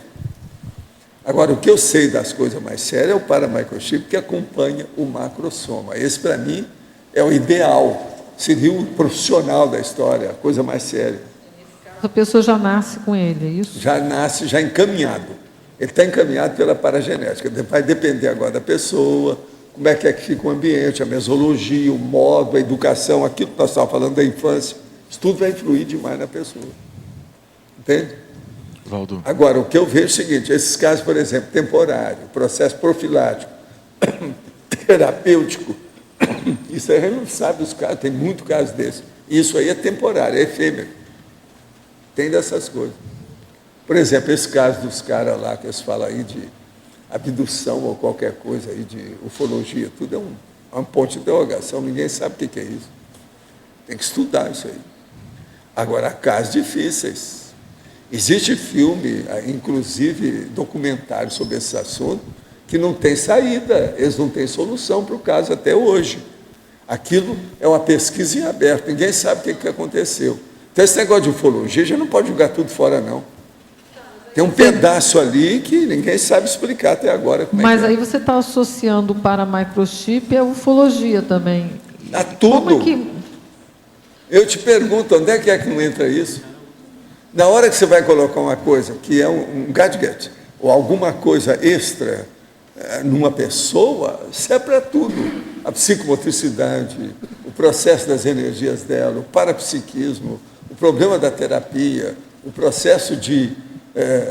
tanta coisa que tem. Você acha que o EM já veio também com algum paramicrochip mais maceteado? Você acha que ele veio? Hoje nós estávamos falando ele veio disso com aqui, porque né? hoje eu estava falando sobre isso aqui. Nós estávamos conversando justamente sobre esse assunto. Você está entendendo? Tudo indica que deve ter alguma coisa, porque ele tem um macrosoma. Ele tem macrosoma. Uma outra coisa, minha mãe também teve macrosoma, que eu sei. Agora estão para lá, preciso ver o que vai dar isso. Entendi. Tudo é um processo que eles ficam esperando. Agora, eu só fico vendo o seguinte, um evoluciólogo igual o transmentor, ele vê essas coisas, tudo encaminha, todo mundo vem para a Terra. Então ele fica, não, estou esperando para ver o que vai dar. Porque nós aqui agora, com esse povo que foi e inverteu, nós estamos vendo a mesma coisa dele, você está entendendo? Um dia desse eu estava falando, eu estou igualzinho você. Eu falei com ele. Eu fico aguardando para ver o que vai dar. Ele espera de lá, eu espero daqui. Agora o povo está aqui. Preciso ver o que vai dar. Um dia desse ele esteve aí comigo, nós estivemos aí atualizando as fofocas sobre os assuntos, entende? Então, uma das coisas que eu perguntei para ele foi isso. Eu falei com ele, né? Pois, olha, do jeito que é que você tem, a expectativa eu também tenho. Tem casos que eu não sei o quê. Eu falei assim, nessa nós estamos iguais. Ele falou. Então, assim, é uma saída. Paulo, você comentou ali sobre um atendimento que você fez junto com o Talmal. Né? Foi um atendimento dentro de uma especialidade que é paraclínica, né? Você poderia falar um pouco mais sobre... Não, é a neurociência, o negócio que foi feito. Pois é, é o tipo de atendimento que acontece envolvendo a terapêutica, só que e as doenças, só que quando elas estão no processo, você está atuando no holossoma, não necessariamente no soma. Você fez um atendimento fora do corpo, né? Quais são assim as formas de atuar melhor? Não, mas o problema é que eles atuam de tal maneira que entra nos problemas do corpo. Nesse caso lá, eles mexeram nos pares cranianos, que eu sei na ocasião que tinha isso, porque eu vi a conversa lá do negócio. Agora, por exemplo, eu sou muito encasquetado e tenho muita curiosidade nas coisas que o Hayek faz, porque é isso aí. Ele mexe com alguma coisa nesse sentido. Agora, nós não sabemos. Vamos esperar que a neurociência é capaz de descobrir uma série de fio da meada que depois, puxando, vai explicar uma opção de coisa para a gente. Eu tenho muita esperança na neurociência e na nanotecnologia, que pode Na explicar. questão da paraclínica, o que você considera o mais importante para estudar? Em paraclínica, o problema é estudar a energia com os fenômenos parapsíquicos, examinando as pessoas. Então, por exemplo, quando você vê uma pessoa que é uma boa cobaia para ver, é estudar isso. É o que eu faço. Foi o que eu fiz viajando, vendo os médicos de todo lado, fazendo filme desse povo. O mundo inteiro eu rodei. Aonde aparecia, eu ia lá. Entende? Para ver. Hoje eu já não faço mais isso, porque eu não tenho mais tempo mais. Mas durante anos eu fiz isso. Quanta viagem eu fiz. E outra coisa, a maioria inútil. Você chegava e via a mesma coisa, a pasmaceira de sempre, as mesmas condições, e não tinha resultado. Agora, Valdo, você montava um campo antes, um campo terapêutico, para depois atuar? Às vezes, né? Mas nesse caso aí, às vezes não é assim. A gente ia por fora do corpo. Você tinha contato físico aqui, depois a gente saía do corpo, eu ia contar o mal e a gente fazia. Foi esse caso, por exemplo, um dos piores que teve foi daquele homem que precisava de viver e que eu estava tratando, que estava no hospital. Isso no Centro da Consciência Contínua. Ele estava no hospital. E eu tinha lá um certo contato com o negócio, na enfermaria. E eu cedia energia, tudo que podia. Depois eu fiquei de cama de sábado até terça-feira de manhã. Neuroectoplasma. Aquele foi uma recuperação do negócio. Aquilo lá é mais do que... Se pode fazer uma recuperação dessa, pensa bem em paramicrochip, que é uma coisa menor, como é que é muito mais fácil. Isso aí é uma das coisas mais difíceis que tem, que é refazer o cara, levantar o cadáver. Isso aí não é fácil. Professor Valdo, ensinar o estado vibracional, por exemplo, fora do corpo, isso pode ser uma tecnologia para estimular a pessoa e contribuir não, fora do corpo isso pode ajudar, mas não resolve. O processo é o domínio da energia. Estado vibracional é o primeiro passo do domínio da energia. O negócio é ver o resto, como é que fica. O problema é você pensar e mexer com energia instantaneamente, do jeito que eu faço. Tem que chegar nesse nível para a coisa deslanchar. Antes disso, não vai. Enquanto a pessoa, por exemplo, essas perguntas do povo jejuno, que faz questionamento aqui para a gente, perguntando coisas, você está entendendo, bem primárias, de quem está começando, isso não precisa de muito tempo ainda. Você tem que trabalhar muito para desenvolver o processo. Agora, o estado vibracional é que deslancha isso. É o que dá o startar, dá o startar da história. É o jeito. Professor, aqui no B. Professor, depois que eu fiz a pergunta, meia hora mais ou menos, eu comecei a sentir forte repercussão energética, que deu até repercussões somáticas também, vibração pelo corpo. Como é que eu posso interpretar isso? Nunca percebi. Pode ser algum dos amparadores que estão te dando a ideia aí para mexer com você, para acabar com aquilo que nós chamamos de casca-grossismo. Você precisa disso, né? Mas eu não recebi você está procurando. Quem procura, acha. Mas eu não percebi nada no campo das ideias. Pois é, para você ver, o negócio ainda não chegou lá. O negócio do casca-grossismo mais sério, geralmente, é da cabeça. Então, começa pela ponta do hálux, lá, o dedão do pé. E a coisa vem vindo, que é a pré-kundalini, vem na planta do pé. Aquilo vem até chegar na pessoa. Onde é que você sentiu? Pelo corpo todo. Pelo corpo todo. Não, mas aonde foi especificamente que chamou a atenção? Olha, na cabeça, no tronco, nas extremidades também. Pois é. Agora, quando for assim, você se prepara, fica dentro daquela posição que nós chamamos de passividade ativa. Entregue-se, relaxe e vê o que acontece. Isso é importante. Eu estou notando que ultimamente vocês estão trabalhando demais do povo aqui durante a tertúlia. E não é só durante a euforização, não. Fora. Esse caso é mais um. E outra coisa, tem gente que vem aqui, passa 2, 3 dias, vem aqui na tertúlia, enquanto eles estão aqui em Foz. Quando, antes de ir embora, eles vêm e me falam, eu senti isso assim na tertúlia, tudo. Eles estão fazendo assistência aqui, bem forte. Agora, vocês não ficam pensando que eles estão só assistindo a turma de consciência, só por causa da consciência, não. A turma de consciência, que são esses intermissivistas que estão preparando aí o curso, estão seguindo isso tudo. Eles ficam olhando, sabe? Um dia desse eu percebi claramente 3 consciências junto do amparador que está mexendo uma pessoa que está sentada aí. Ali, ó, aqui na parte A da história. No meu caso, a repercussão é tão intensa no corpo que eu estava tremendo. Eu devo parar, devo tentar segurar para não dar repercussões físicas? Deve ser porque eles mexeram com você para te fazer o estado vibracional. Você já sabe o que é estado vibracional direito? Você é capaz de desencadear o estado vibracional por você? Eu acho que sim, eu sinto alguma coisa quando eu... Não, acho que sim, não. Isso é achismo na minha terra. Sutil, muito sutil. Ou a pessoa admite ou não. Achismo é besteira. É tão sutil que eu acho que... Ô, Fafá, dá um jeito nele, tá? Dá um jeito. Ele está indo bem, já está muito melhor do que era. Já deu um jumping, tem que falar com ele em inglês. Jumping. É por aí.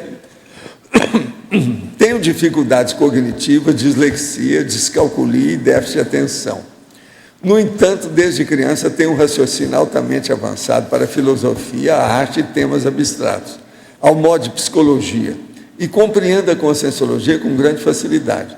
Sofri violência na infância e tive o emocional um pouco afetado.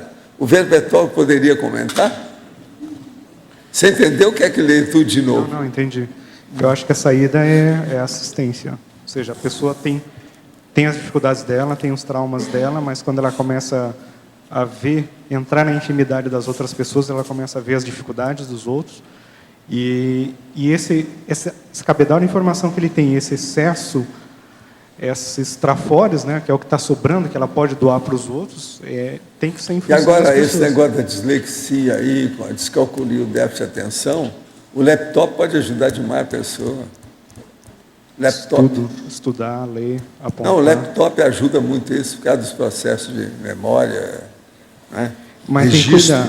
Eu conheço dislexo que entra no laptop, liga a internet e desvia. Não, mas aí ele tem que ver o que é que ele faz. Esse aqui está sempre escrevendo para nós. Ele não é bobo, esse homem, não. Ele aí é fino na história. Já vi umas perguntas dele muito sérias, alto nível. Então, eu penso que com o laptop ele pode alterar isso tudo. Agora, o déficit de atenção, isso tudo é por causa da hiperatividade. Ele tem que ver, ordenar a vida, disciplinar, se organizar. Porque ele deve ser dispersivo. Está na cara que é. Quando é assim.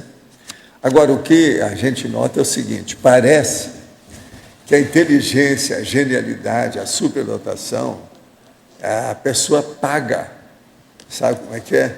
Um pedágio para chegar lá. O primeiro pedágio é a desorganização, que ela fica com o processo da versatilidade, a polivalência, aquilo desvia e acontece. Esses casos, quando acontece esse monte de coisa, é assim. Um monte de gente que tem síndrome, essa aqui, ó, o déficit de atenção e a hiperatividade, tem algumas tinturas de superdotação. O processo é estudar o quê? Como? De que modo? Agora, se a pessoa se organiza, ela melhora. A tendência desse povo é ser polivalente. Qualquer coisa sai bem. Isso é um problema. Sandro. Então, o que a gente roda, viu, Sandro? É falar sempre com o povo. Qual é o seu megafoco? Fique firme no megafoco. Ele é aquela boia do oceano, está no meio do Oceano Pacífico e tem a boia. Segura a boia e não deixa essa boia. A boia é o megafoco, pessoal. Professor Sandro, aproveitando o gancho da síndrome de dispersão, tá dando para ver? Quais são as suas técnicas para lidar com... Quais são as suas boias, aproveitando o gancho do professor Valdo, seu megafoco, como é que você consegue lidar com a técnica de dispersão? Com a síndrome de dispersão, desculpe. Quais são suas técnicas? Eu particularmente, não acho que não tenho isso. Eu sempre fui uma pessoa muito focada, o meu problema é que sou focado demais até. Eu acho que o maior problema nosso, às vezes, é a questão da priorização mesmo. O Valdo comentou da versatilidade, a pessoa, qualquer coisa ela faz se dá bem, então ela acaba pegando o que mais gosta naquele momento, não dá continuidade. Como a pessoa pode trabalhar com isso? Eu acho que a pessoa tem que ter muita vontade e ver muito o resultado do que ela está fazendo, ser prático, ser objetivo com, novamente, né, as supostas superdotações, porque quando a pessoa começa a materializar, começa a fazer, aí então que ela vai ser posta à prova e essa genialidade, esse excesso de trafora, essa qualidade extra que ela tem, vai se materializar. Eu acho que é mais nesse sentido, a pessoa ter vontade, ser muito organizado e ser muito séria consigo mesmo. Cláudia, a maioria de nós já sabe o que tem que fazer, não faz, enfim, por uma série de autocorrupções. A questão dela é sentar, se organizar, colocar prazos e começar a trabalhar. E outra coisa, muitas vezes a pessoa quer fazer 50 livros, 50 artigos, fazer o mestrado, dar aula numa faculdade, enfim, participar de 50 dinâmicas nos colégios invisíveis, enfim. Não, às vezes escolhe uma só, faz aquela devagar e sempre. Você não trabalha um dia na semana, 20 horas. E a tendência é que, às vezes, a pessoa arranja 11 vieses diferentes, simultaneamente, para decidir tudo e desenvolver tudo. É um erro. Eu falo, no máximo 3, em vez de 11. A pessoa cai das nuvens a hora que a gente fala isso lá embaixo. Pois é difícil. Ela faz muita coisa um pouquinho bem, mas não faz nada... não aprofunda nada. E outra coisa, muitos não finalizam, não tem acabativa. Pior é essa, a falta da acabativa. Sandro. Agora, passou de 3, geralmente cria problema para a pessoa. É a média. Sandro, eu queria saber a sua opinião. Isso é um caso de desperdício. Quando os pais sabem que o filho é superdotado e não abrem o jogo com a criança percebe e passa a se comportar de forma meio camuflada, achando que ela também não deve evidenciar os traços dela. Boa pergunta. Bom, eu não sou psicólogo, realmente não conheço detalhe o caso, mas parece a responsabilidade aí é dos pais. Obviamente, quem tem mais idade, mas por que isso? São pessoas sem condições financeiras, intelectuais, elas têm dificuldade, se sentem, como é que se diz, intimidadas pelo filho, alguma coisa do passado, eles estão negando isso para a criança. Não sei, acho que pode ser o universo, esse tipo de situação. Eu realmente não... Se algum psicólogo ou alguém quiser comentar, eu realmente não me sinto autorizado a... Alô, posso falar uma coisa? Olha, tinha o Paulo, acho que é o Paulo Ricardo, né? O Paulo Eduardo, o ano passado fez uma palestra aqui com a Suzana, que eu acho que ela é presidente da Associação Nacional de Superdotação. Muito boa. Paulo o quê? Paulo André, E acho que tem alguma coisa na internet. Mas eu acho também que a inteligência também tem muito preconceito, né? Eu falei outro dia para minha irmã, que eu achava que a filha dela era a Letícia, né, superdotado, que não faz um teste. Aí ela me respondeu, de repente ela vai se diferenciar da irmã, né, e vai criar problema. Então, você vê, revela um certo preconceito contra a inteligência, né? Seria bom se a menina tivesse um QI, saber que ela tem um QI maior, para ter uma certa orientação. Existe um princípio que eles acham que é o seguinte: aonde tem superdotado, tem vários infradotados. Quando o infradotado manda no superdotado, por ser ascendência familiar, é um problemão. Isso aí é o infradotado.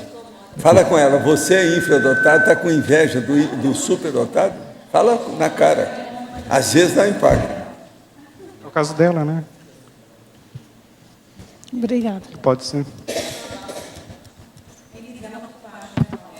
Não é que nivela por baixo. A pessoa, não, ela quer extinguir aquilo o mais depressa possível. Possivelmente é isso aí que aconteceu nesse caso. Ele começa a ter observação. Agora, lembre-se disso. Começa a ver coisa. O princípio é o seguinte: onde tem um superdotado, tem vários infra em torno. Infra. Dor de cotovelo ou a psicoalgia da articulação húmero-radial. É o nome técnico. Ele arranjou a porção. Sandro, na sinergismologia, na página 30, você coloca no finalzinho ali o sinergismo patológico, mini-trafor simples, mini-trafar simples e mega-trafar composto, né? O mega-trafar composto é aquele mini-trafar que pode estar evitando aí ou dificultando a manifestação de um mega-trafor, né? Como é que você avalia esse trinômio, esse sinergismo aqui dessa maneira? Tá, não. Primeira coisa, isso aqui é uma técnica que o professor Valdo põe no 700 experimentos, o capítulo, deixa eu só ver aqui, é o capítulo 382, Gênese dos trafares simples e compostos. A segunda coisa que tem um erro, na verdade, é sinergismo patológico mini-trafar simples, mini-trafor simples e o mega-trafar composto. O professor Valdo, o que ele comenta é que existem duas coisas não consolidadas, ou seja, você tem um mini-trafor e um mini-trafar, que são algumas tendências positivas, negativas que você tem, mas aquilo não é estanque, não é fixo, não está consolidado. O que acontece nesse caso é que o mega-trafar composto é aquela manifestação patológica que se fixa, que se consolida, muitas vezes pela evolução ou pela conjunção dos outros dois. Então, alguns exemplos lá do capítulo é a questão da criticidade. A mini-trafar seria o acriticismo antigo, a pessoa não tinha nada de crítica. Então, ela começa a desenvolver isso. Então, ela começa a ter um pouco de autocrítica esboçante. Então, mini-trafor. Só que quando ela começa a ser muito heterocrítica excessiva, isso aí acaba passando da conta e se tornando um mega-trafar composto, né? Você tinha algo que começou...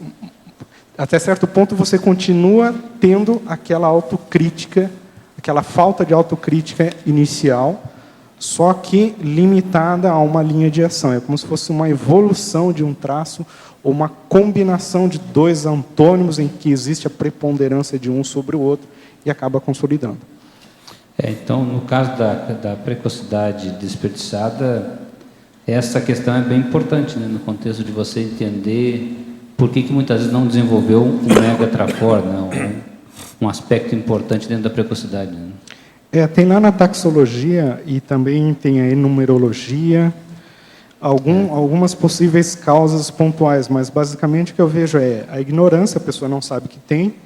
A segunda, ela sabe que tem, mas não usa apropriadamente.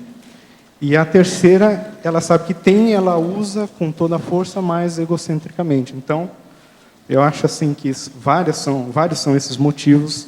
A pessoa tem que analisar cada caso em específico para poder identificar. Agora, lembrando que a precocidade desperdiçada, ela tem recomposição, né? A pessoa tem a vida, é uma adulta, ela pode continuar a ProEx, como eu falei no início, nem todo gênio, né, reconhecido foi precoce, então o que importa acho que é o completismo.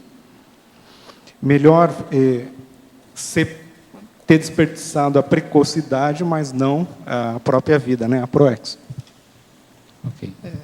A coisa pior que tem na precocidade, que eles acham, É quando ela clefa, quer dizer, ela aborta. Então a pessoa foi ótima aos 5 anos de idade. E é péssima aos 50, não fez nada depois disso.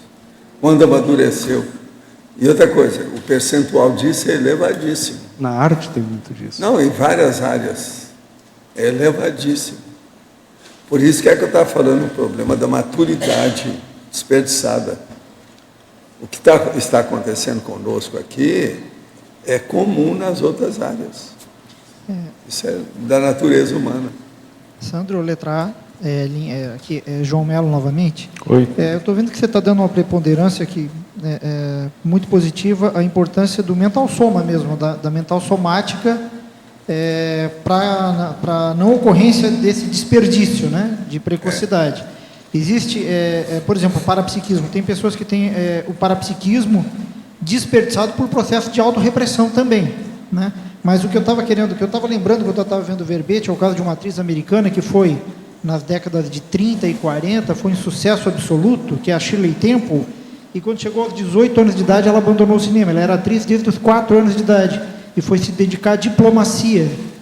É um caso bem assim, significativo que eu vejo de preponderância, né, ao final da adolescência do mental soma. Uma das coisas mais sérias que tem, até de precocidade, que eu acho, é a vida da Helen Keller. Aquela bateu o recorde de muita gente que eu conheço. Agora, outra coisa.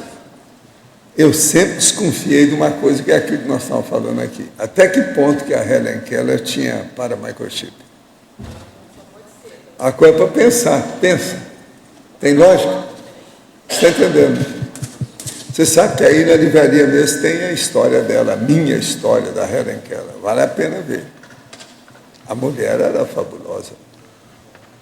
Sandro, eu queria que você comentasse o caso da precocidade como uma tratora de assédio, né? A pessoa, por exemplo, ela se destaca, então ela chama atenção, ela é um chamarisco, e aí os assediadores vão com ela, acabam com ela, e... Você podia comentar isso aí? Tanto o professor Val também, se pudesse comentar. É o passado dela, né? Por algum motivo... Ela se destaca num talento. Aí ela cria uma demanda de assistência muito grande. Aí ela não consegue... Aí o seriador identifica ela muito fácil. O que você quis dizer com cria uma demanda de assistência muito grande? Por exemplo, o caso aí que o João citou, né? A Shirley Temple apareceu na mídia, teve uma super exposição, e aquilo ali é exposto para o assistido, mas também para quem podia identificá-la, né? Até que ponto que a precocidade também não teria que ser calculada? Eu acho assim, a precocidade, ela muitas vezes não, a grande maioria dos casos é setorizada, ela desenvolve uma linha muito bem e não vê direito. Não, e outra coisa, o pior que tem é a precocidade dentro da psicomotricidade, que diz respeito ao soma. Essa que é a mais rudimentar e a pior delas. Você vê isso muito na questão do jogador de futebol no Brasil, por exemplo. O caso daquele Ronaldinho, fenômeno, aquele negócio todo, olha as bobagens que ele já fez na vida dele, tudo as coisas que aconteceram. Então, tudo que diz respeito a isso, fica aquela linha quebrada, um negócio assim. Ó.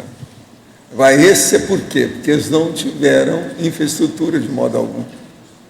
Começa, a pessoa não está preparada para a fama, para a celebridade, isso leva para o buraco. A vida pública é muito difícil ser enfrentada. É uma precocidade até certo ponto medíocre, né? Não, e às vezes negativa. Você ter muito cuidado com isso. O ideal é a precocidade, que a pessoa não tenha vida pública, né? Seja uma precocidade. Agora, isso é o que eu chamo da psicomotricidade. Uma pessoa que vem bem com vários somas que ela teve de vida psicomotricidade. Então, ela é ótima de cerebelo e é péssima de cérebro propriamente dito. Ela não é boa de cérebro, ela é boa de cerebelo. Agora, João ali estava falando negócio de mental soma. Uma coisa que a gente não pode esquecer nunca, dentro desses assuntos todos que nós estamos tratando aqui, e qualquer dia, qualquer hora que a gente trata aqui na tertúlia, é mental soma. Tudo depende do mental soma, que a sua inteligência, a sua dedução, a decisão que você faz, o processo, por exemplo, do discernimento, tudo depende do mental soma.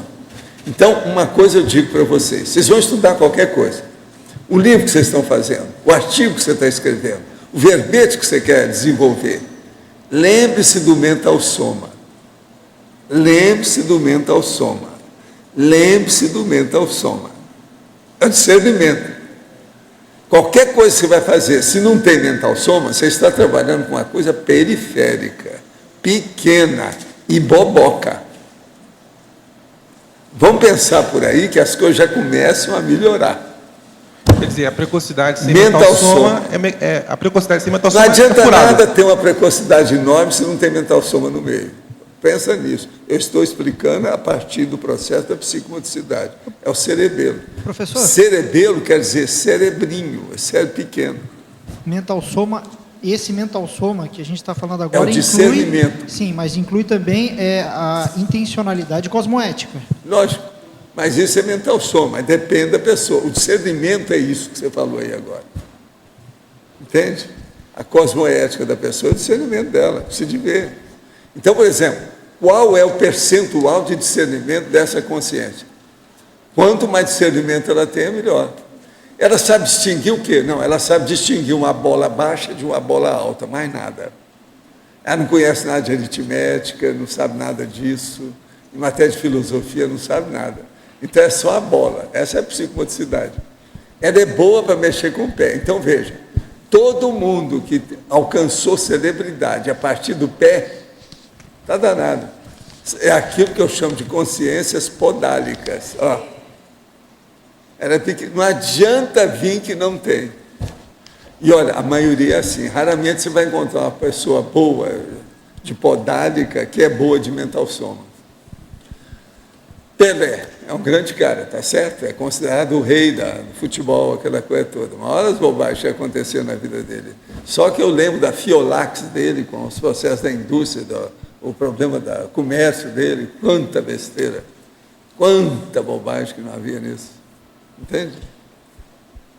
Outra coisa, professor, essa pusilanimidade de se esconder, para os assediadores não verem que ali há uma genialidade, isso ajuda em alguma coisa? Não, o assediador, ele conhece geralmente a pessoa, tudo que ela tem. E ele pega aquela genialidade da pessoa, distorce o que pode para dominar e fazer o que nós chamamos aí de possessão, ou semi-possessão. Tem muita gente assim. Eu conheci um verdadeiro gênio. O nome dele era Simonsen. Ele tinha uma opção de bobagem. Mas o QI dele era simplesmente impressionante. O brilho, ele era brilhante, seríssimo. Mas o que adiantou? Ele podia ter feito muito mais coisa na vida. Fez um monte de coisa, mas ainda foi pequeno. Para o gabarito dele, aquela ficha, foi muito pequeno. Agora, companheiro, eu espero, então, sabe, que você não entre na maturidade desperdiçada. E eu quero ver os próximos 50 verbetes e mais o seu livro, tá certo? Qualquer coisa eu peço para a Laura para te dar força. Viu? Os nossos comerciais, por favor. Obrigado. As pontuações de hoje: 56 assinaturas no livro de presença, 33 perguntas presenciais, 11 perguntas online, 25 votos presenciais e 8 votos online. Os recados de hoje: a Neida sobre o curso Descrenciologia, a Rosa, o programa Verbetografia, e a Virgínia sobre o ciclograma. Com vocês agora o Eduardo sobre o programa Amigos. Pessoal, boa tarde a todos. Nós gostaríamos de deixar registrado aqui um agradecimento especial à ARAC pelo acolhimento ao programa Amigos da Enciclopédia no último evento que ocorreu, que foi o Congresso Internacional de Serenologia. Todo o destaque que foi dado ao programa, o processo da importância, e deixar isso como um agradecimento aqui esfuziante à ARAC, e dizer também que durante os dias do evento foram realizadas 15 inscrições do programa Amigos da Enciclopédia. Então foi um evento bem marcante para o grupo, para todos, e também muito importante para o programa.